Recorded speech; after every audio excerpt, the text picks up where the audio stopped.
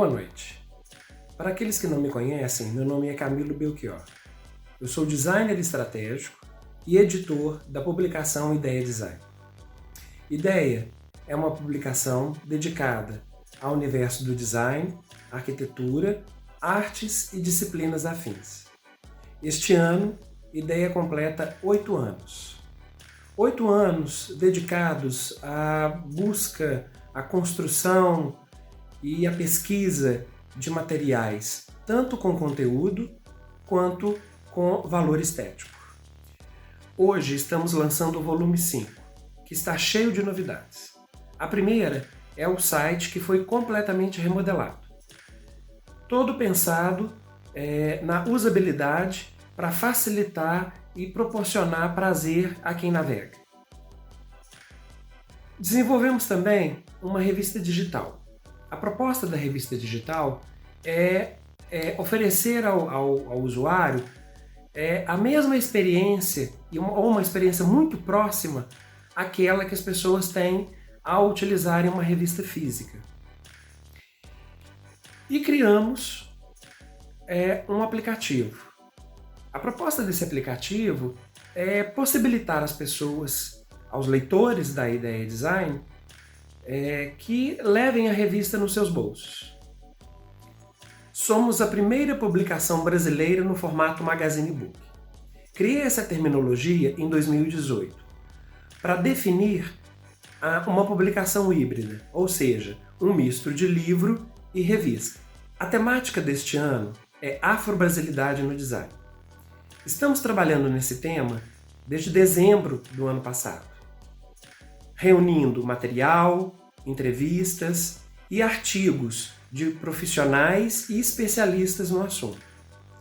E para lançar este volume, convidamos a designer e moda ativista Carol Barreto, que tem um de seus belos trabalhos estampados na capa deste volume. Após a fala da Carol Barreto, daremos a você uma amostra de todo esse material.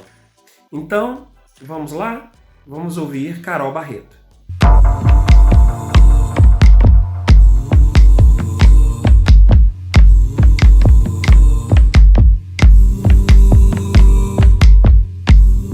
Eu sou Carol Barreto, designer de moda autoral. Tenho me auto-intitulado moda ativista pela necessidade que eu identifiquei nesses anos como artista, como pesquisadora, de construir um termo que pudesse dar nome, aos processos que eu tive que construir para trabalhar nessa área. Atualmente, docente do bacharelado em Estudos de Gênero e Diversidade, no Departamento de Estudos de Gênero e Feminismo, na Universidade Federal da Bahia, depois de uma trajetória de muitos anos como docente em design de moda. O meu trabalho atual, que tem sido por meio da criação artística e dos processos metodológicos em design de moda, repensar o campo da moda e do design como uma ferramenta de contribuição à luta feminista e antirracista, vem de uma trajetória que me acompanha desde a infância. Eu lembro dos cadernos de desenho ainda na escola, que eu desenhava muitos modelos, de roupas e etc., mas ainda reproduzindo aquelas corporalidades, de mulheres brancas dentro de um padrão hegemônico, que é o que infelizmente nos deseducou, tanto no livro didático como na comunicação de um modo geral, aos desenhos animados. E ainda criança eu reproduzia ainda nesse mesmo padrão, muito embora com uma técnica um pouco melhor do que as crianças que estavam na mesma sala. Mais ou menos com 14 anos, foi que eu, numa das revistas de moda que minha mãe assinava, eu vi uma matéria sobre escolas de moda em Paris e me perguntei se aquilo de fato poderia ser uma profissão. E ainda era a época do fax, numa dessas revistas também vinham informações sobre cursos de graduação em design de moda aqui no Brasil. E lá de Santo Amaro, onde eu passei grande parte da minha vida, até o final da adolescência, até migrar para a Feira de Santana para cursar a graduação, eu mandei um fax para a Universidade Federal do Ceará e que me mandou, como resposta, o currículo, o quadro de disciplinas do curso. E assim, já consciente, de todas as desvantagens que acompanham ainda até hoje, né, a história das populações negras, eu percebi que seria bem difícil, né, que a minha família tivesse a possibilidade de custear os estudos ou aqui na capital, em Salvador, muito menos, né, a possibilidade de estudar fora do estado. Então eu entendi, se eu quero alcançar essa formação, eu preciso fazê-la como autodidata. E aí eu olhava sempre, né, o que é que eu preciso construir para me tornar designer de moda. Eu preciso saber inglês, saber francês, costura, modelagem, desenho. E ao longo da minha vida eu fui me aprimorando em todos esses saberes. Fui cursar letras com inglês, né, no entendimento de que eu queria ter contato com a arte de alguma maneira e que o idioma iria me ajudar. E lá foi quando eu fiz o meu primeiro desfile no ano 2000, tem muito tempo. E esse desfile, ele era um protesto em relação à padronização, ao padrão de beleza vigente, à imposição da branquitude nas nossas corporalidades, né? Um campus situado no sertão da Bahia, onde a maioria dos e das estudantes eram negros e negras. E, no entanto, né, eu mesma tinha o cabelo alisado, eu mesma estava presa a diversos padrões que já me faziam criticar, né, o que era beleza nesse sentido. E a partir daí, o meu campo também de pesquisa acadêmica no campo da moda foi se complexificando, né, de tal maneira, né, que eu pude também interseccionar com as reflexões sobre relações de gênero, sexualidade, relações étnico-raciais, classe social, geração, né, vários do que a gente chama de marcadores sociais da diferença. E na especialização eu trabalhei com as drag queens em Salvador, todo o processo de montação, né, dessas artistas e essas relações de gênero tão passíveis de transformação a partir da artisticidade da maquiagem, do vestuário.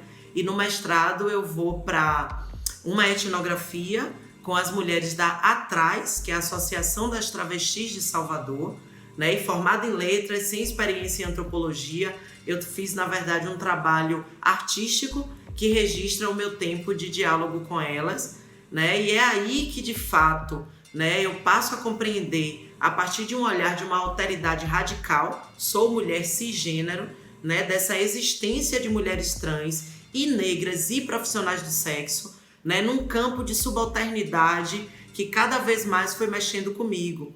Então eu venho morar em Salvador mais ou menos em 2005 e quando chego aqui, né, para fazer um curso de estilismo, ainda se chamava, no Senac, direciono toda a criação das coleções para esse campo, né, do debate sobre relações de gênero, sexualidade e relações étnico-raciais, até em 2011 ingressar como professora no Departamento de Estudos Feministas da Universidade Federal da Bahia e assim consigo entender como era que de tantos vieses de pesquisa eu conseguiria fazer uma coisa, né, mais complexa, que é o que eu tenho feito hoje como modativista.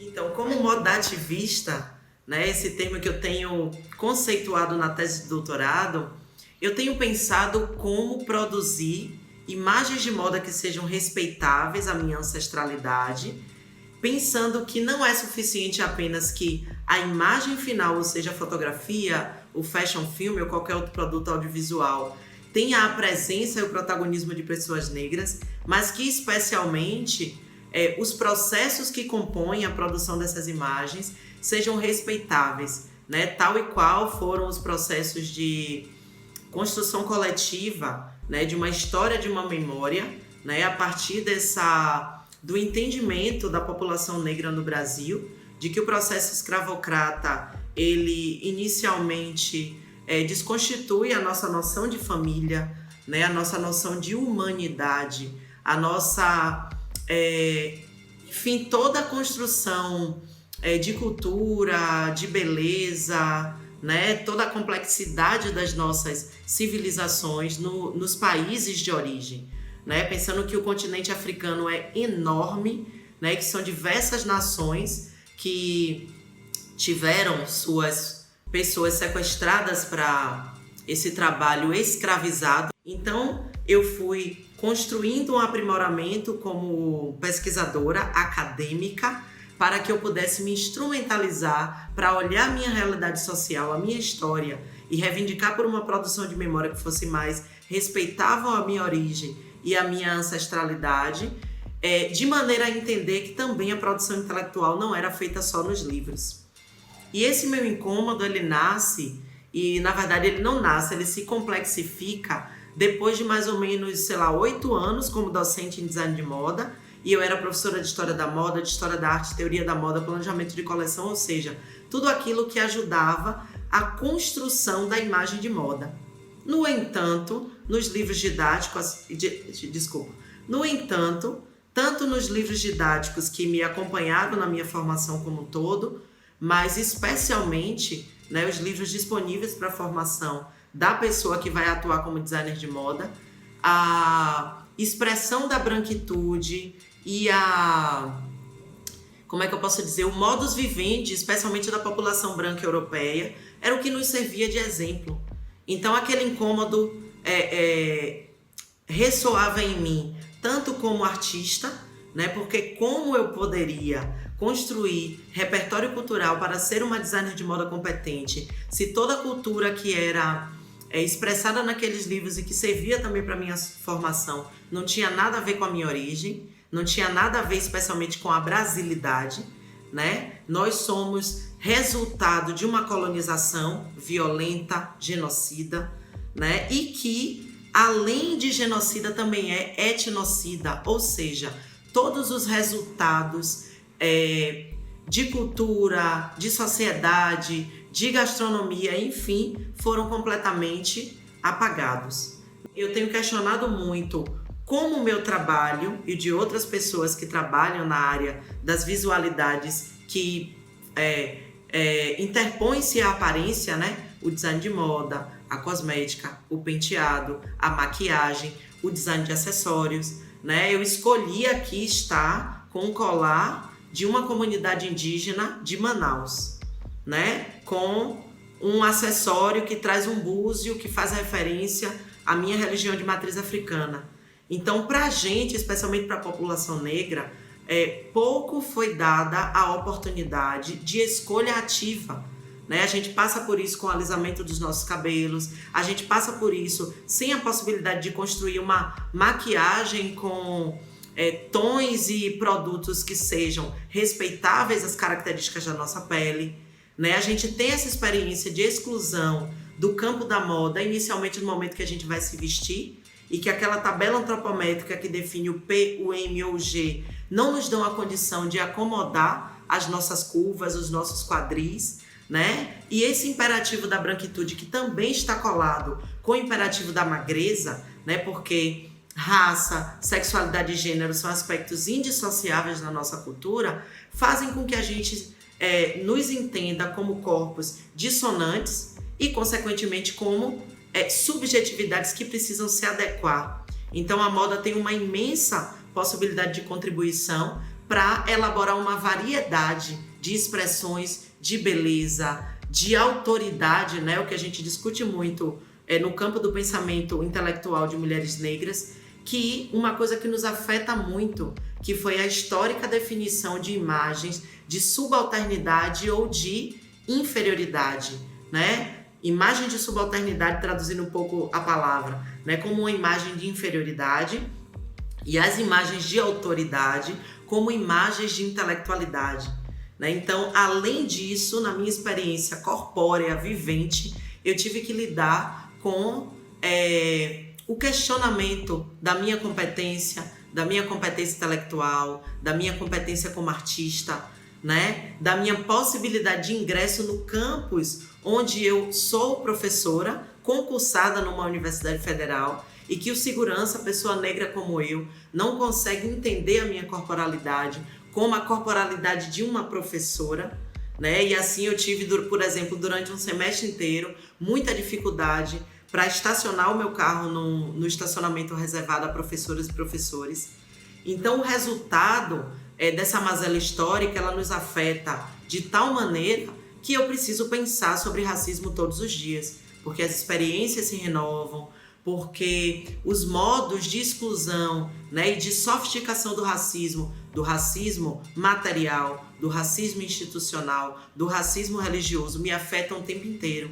Então, no meu trabalho, eu tenho exatamente escolhido visibilizar essas minhas experiências, que infelizmente são experiências comuns à maioria das mulheres negras que integram a minha equipe, e construir imagens que tragam representações mais positivas e mais respeitáveis à comunidade de pessoas negras no Brasil, especialmente na Bahia, especialmente a partir desse olhar do Recôncavo Baiano. Para pensar em representatividade, a gente precisa entender as noções de minoria e de maioria, né? Quando eu falo de minoria ou maioria em representatividade, eu não estou falando desse número majoritário de pessoas negras que habitam o meu estado e que compõem mais da metade da população do Brasil. Eu estou falando sobre os lugares de poder, sobre os lugares de autoridade que nós não ocupamos e que não elaboramos, por conseguinte, representatividade, né? Uma questão política de posições de poder que vão interferir na história de vida de todas as pessoas. Então, mesmo sendo uma base numérica, né, a gente continua, mesmo em 2020, compondo uma minoria em representatividade em absolutamente todos os espaços de poder. Quando eu estive nesse país africano, né, e que eu percebi como o cuidado com a aparência ele estava extremamente conectado ao modo de bem viver, né, como uma forma holística mesmo de entender vida, saúde, sociabilidade, de modo indissociável da maneira como eu aparento, né? Aí eu fui pensando o quanto roupa também tem raça, o quanto roupa também, né? A gente fala muito de moda étnica, como se as pessoas brancas não tivessem etnia, né? Etnia é diferente de cultura. Etnia faz referência aos caracteres culturais de um povo. Os meus problemas no Brasil, onde quer que eu tenha passado, né? Hoje eu posso contar mais ou menos 10 cidades entre Norte América, né? Cidade do México, Estados Unidos, Canadá, continente africano e Europa, também Latinoamérica, por onde o meu trabalho já passou. E nas ocasiões que eu precisei, que eu tive a possibilidade de ir junto com o meu trabalho, que não é sempre o que acontece, eu não deixo de compor, de colecionar ali uma experiência de racismo. Então, quando eu falo em representatividade, eu também estou trazendo um pensamento para a gente imaginar o que é, quem não é mulher negra, o que é a existência de uma mulher negra onde quer que ela vá. Compulsoriamente, o meu corpo foi significado como subalterno. Compulsoriamente, ou seja, para além da minha vontade, o meu corpo foi significado como atrelado a uma produção de sentido que faz com que as pessoas me olhem e entendam uma disponibilidade sexual, né? O termo mulata, que é um termo extremamente pejorativo, né? E ainda reproduzido, inclusive pelos meios de comunicação, muito popularizados, né? Faz referência a um corpo de serviço, um corpo animalizado, né? E a um tipo de animal que, inclusive, não reproduz, entre aspas, da maneira como a gente conhece os demais. Então, são diversos modos de significação, para além do campo da imagem visual, que elaboram uma imagem sobre mim que eu não escolhi. Então, se essa imagem foi construída historicamente, eu passo também a entender que ela pode ser desconstruída. Mas também passo cada vez mais a compreender que ela só pode ser desconstruída de dentro para fora. A partir desse entendimento, eu também, mesmo sendo mulher negra, eu passo a modificar os processos metodológicos, os processos criativos e produtivos das minhas coleções, entendendo que o lugar de criador é um lugar de privilégio, que não é experienciado nem está disponível para a maioria das pessoas que se parecem comigo. E assim eu passo a inserir a minha equipe, né, de trabalho, que é uma equipe colaborativa, voluntária, composta por uma diversidade, de fato, de uma diversidade, né, de pessoas que veem a vida e que têm experiências de lugares diferentes do meu. E nessa equipe eu passo cada vez mais a me descentralizar e a compartilhar o meu processo criativo desde o início, né? Na coleção Vozes, que foi para Black Fashion Week Paris, eu construo os desenhos e a minha equipe elabora as técnicas de manipulação têxtil, reaproveitamento de resíduos têxteis que iriam para o lixo. A gente, durante 2 meses, elaborou a construção de tecido, e o último look que entra na passarela foi criado pelas minhas estudantes, que sugeriram a maneira como eu deveria desenhar. Então eu começo a perceber como esse modo de compartilhamento, ele também compartilha essencialmente o sentimento, a sensação de potência, que é algo que nos foi retirado, né? A nossa possibilidade de nos entender como corpos e intelectualidades potentes o suficiente para ocupar qualquer espaço. Na coleção Axé, que foi a coleção que levamos para Angola, eu já arrisco ainda mais. Eu comprei os materiais, reuni a minha equipe, discuti com a equipe 2 possibilidades de caminho. Depois daquilo que a gente decidiu, eu me fecho, faço uns esboços que nem são croquis definitivos e volto a dividir cada etapa com essas pessoas. Então a gente produz uma obra coletiva, onde eu me afino a um conceito de arte que eu entendi intuitivamente como característico de comunidades tradicionais indígenas e africanas, onde não existe a centralidade da autoria em uma pessoa, mas também a arte atrelada ao utilitário, que é o caso do vestuário, da cestaria, do mobiliário e das casas, né? Que são tão ornadas e belas como o corpo. Eu compreendo a possibilidade ali de elaborar uma crítica ao conceito de arte branca europeia que eu aprendi na graduação.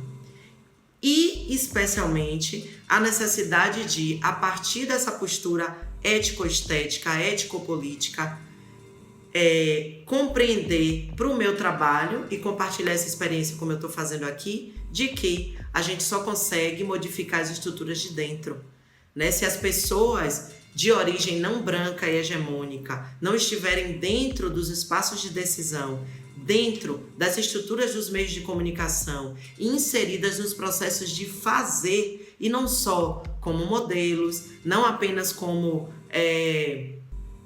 enfim, atrizes e jornalistas, né, como âncoras de jornais, que é, enfim, um passo pequeno que a gente deu na atualidade, que a gente está vendo um retrocesso muito grave nos afetar, a gente não vai modificar, né? A gente ainda tem, especialmente no campo da moda, ações de apropriação cultural que são muito, que foram naturalizadas, né? E quando a gente fala de apropriação cultural, eu não estou falando de inspiração, né? Eu estou falando da real apropriação de saberes, fazeres de determinadas comunidades tradicionais, cujo lucro e resultado da venda ou da promoção não retorna para aquelas comunidades. Aquele lugar não é o lugar de onde falo, não é o meu lugar de existência, não está inserido na minha narrativa de origem, como eu trouxe, né, falando do conceito de raça. Eu preciso compreender que os parâmetros de respeito, né, de maneira como lidar com aqueles resultados estéticos como indissociáveis das questões éticas, só podem acontecer a partir de quem fala de dentro para fora. Então, se eu sou uma marca, né, de e para pessoas brancas, um programa feito por e para pessoas brancas, eu preciso contratar consultoras e consultores que sejam pessoas negras, pessoas indígenas, pessoas LGBTQIA+, né, compreendendo que esse lugar de existência ele é específico e que é exatamente a noção de que a branquitude tem um olhar universal e geral é que tanto nos fez reproduzir as ações de colonialidade, né? Então, descolonizar o nosso pensamento é o único caminho para que a gente possa descolonizar as nossas ações. A partir dessa minha experiência, cada vez mais eu tenho pensado como a moda pode contribuir para a transformação social, né? E a partir do modo, né, dessa análise que eu trago de como a minha aparência afeta a minha vida e como a aparência das pessoas, né, especialmente dos homens negros, alvo do genocídio, né, da polícia militar, enfim, né, de todos os crimes que a gente testemunha, inclusive naturalizando a imagem de homens negros atrelados ao crime, né, atrelados à imagem de corpos violentados e mortos, né? Se a gente pensar, historicamente a gente ocupou as páginas de jornais e notícias televisivas sempre a partir da perspectiva de corpos vitimados ou de corpos violentos, né? E essa imagem que é muito estratégica, né, de inferiorização, essa imagem que é muito estratégica de inferiorização da imagem, né, de homens e mulheres negros, ela pode sim ser desconstruída e ser redesenhada a partir do trabalho de todas as pessoas. Eu tenho pensado muito como os elementos visíveis que compõem a aparência das pessoas se relacionam aos índices de vulnerabilidade à violência, e dessa forma, que não é apenas uma questão de interpretação das nossas imagens e da nossa aparência, é uma questão mesmo numérica, é uma questão factível, né? No momento que as mulheres pretas foram às ruas, né, para trabalhar e comprar a alforria de suas e seus familiares, né, uma cultura diferente, inclusive da branquitude, né, onde as mulheres estão num protagonismo, inclusive, né, socioeconômico financeiro, né, liderando várias ações de estratégia, né, para a independência de estados, para a independência, inclusive, desse Brasil. Né? Se a gente contar que a gente não viu nos livros de história o nome de mulheres negras como atreladas a atos heróicos, né? E aqui mesmo eu posso citar Maria Filipa, né? Uma mulher de extrema importância para a liberdade do Estado e do país. Né? Somos muitas outras que nos artigos científicos, nos livros didáticos, nas revistas, não aparecemos como pessoas lutadoras, desbravadoras, pessoas, né, que assinam fatos e feitos históricos. Então, nesse espelhamento, eu também, como colunista de revista, né, eu sou colunista de moda da revista Raça, tenho empreendido um trabalho também de apoio a novas marcas, assim como eu faço no meu ateliê, né, trabalhando com marcas que estão começando, que estão ainda sofisticando os seus trabalhos e colocando elas para serem vistas de cima, né, numa posição mesmo de hierarquia, numa posição mesmo de vitória. Eu, como professora que fui durante tantos anos, sempre acompanhei quantos obstáculos e entraves estavam envolvidos na elaboração desse produto. Então, existe um processo que vai desde a nossa educação basal, né, até a nossa maneira de inserção nesses mercados, a possibilidade de gerar mesmo um aprendizado que jamais será indissociável entre teoria e prática, né? Então, a gente precisa tanto de um redesenho dessas práticas pedagógicas, desse modo de produção de conhecimento no campo das artes e do design, que respeite, né, os nossos modos de produção de conhecimento, que são tão complexos que a própria academia não dá conta. Como é que eu vou explicar o que é uma renda de Bilro? Para mim é algo, para minha intelectualidade, impossível de reproduzir. Principalmente aqui para finalizar a nossa conversa, né, o que eu tenho a dizer, especialmente para as pessoas, né, de origem similar à minha, é que está dentro da nossa casa, está naquela coxa de cama, como eu trago a coxa de cama que foi do casamento dos meus avós na década de 50, para construir uma das peças da coleção Vozes. A gente tem tudo dentro da nossa história.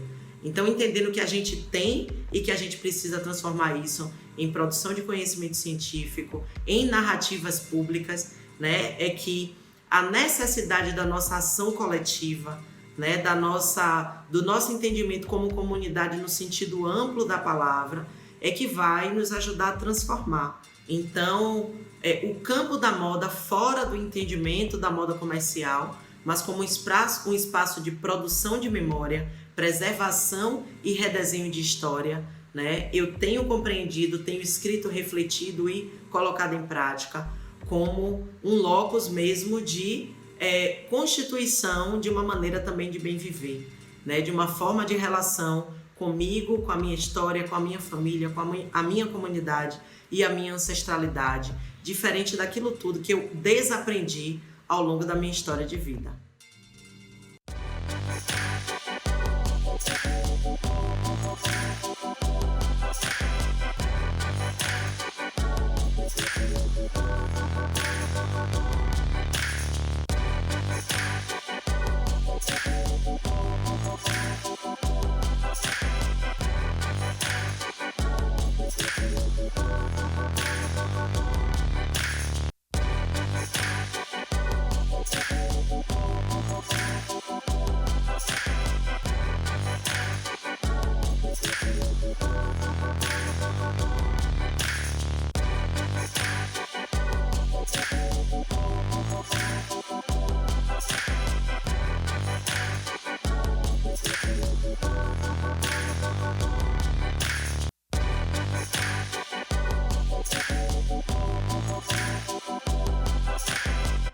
Bom, pessoal, conforme prometido, aqui está a versão impressa da publicação Magazine Book Ideia Design.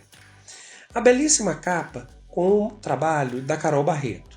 No interior, são 19 conteúdos imperdíveis, com matérias, entrevistas e artigos que buscam refletir sobre a afro-brasilidade no design e disciplinas afins.